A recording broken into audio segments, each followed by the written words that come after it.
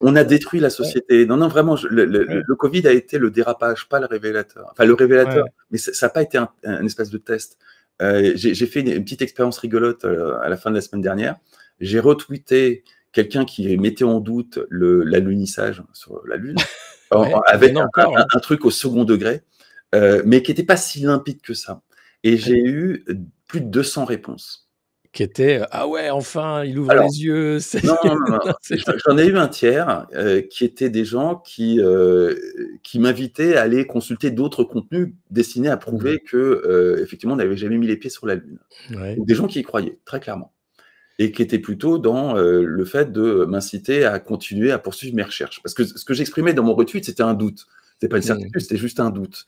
Et donc, ouais, ouais, il y avait un bon tiers qui était dans oui, ton doute est le C'est un début de long la vérité. chemin, Je t'invite à regarder tel truc qui va te montrer que.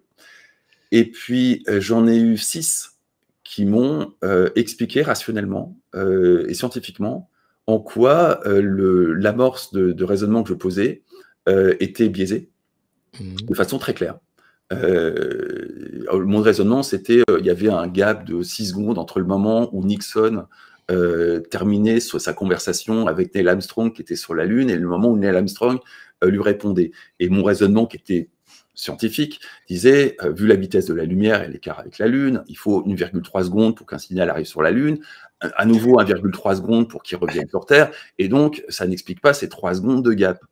Et alors donc les mecs m'expliquaient très clairement que bah, si c'était moins de 3 secondes, effectivement, on pourrait se poser des questions, mais là, 3 secondes, entre l'appareillage et le fait que c'est quand même un peu mis en scène et que forcément, Oui. ça n'avait rien, ça ne démontrait en rien qu'on n'avait pas mis les pieds sur la Lune.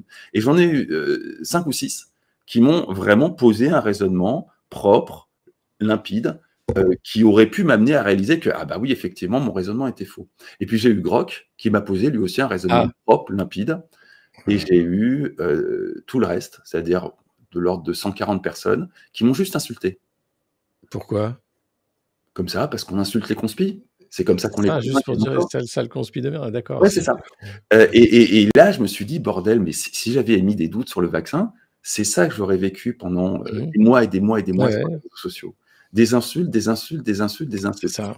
On a fusillé la société française avec cette stratégie de chasse aux conspis menée en plus haut lieu avec à peu près les mêmes connards qui sont autour de l'Arcom aujourd'hui pour censurer les contenus.